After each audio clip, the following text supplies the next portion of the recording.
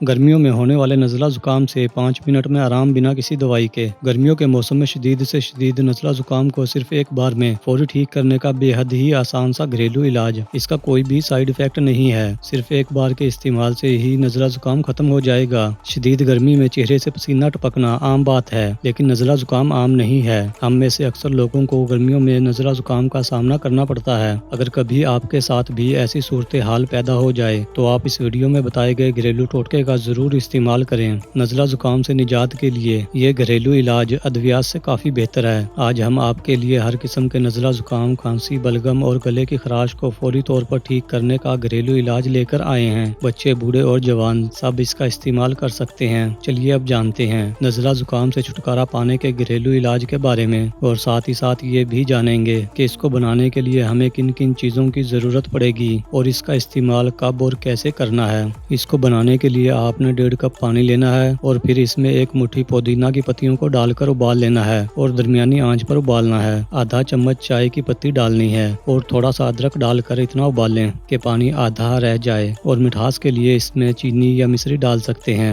अगर आप चाहें तो इसमें नींबू के चंद कतरे भी डाल सकते हैं। आपने इसको गरम गरम ही चाय की तरह चुस्कियां ले लेकर पीना है। इसका इस्तेमाल आप दिन में किसी भी वक्त कर सकते हैं, लेकिन अगर आप नज़ला ज़ुकाम की वजह से 2-3 दिन से परेशान हैं तो आप इसे रात को पीकर सो जाएं। सुबह जब आप उठेंगे तो नज़ला ज़ुकाम एकदम ठीक हो जाएगा और आपका नज़ला ज़ुकाम पूरी तरह से गायब हो जाएगा।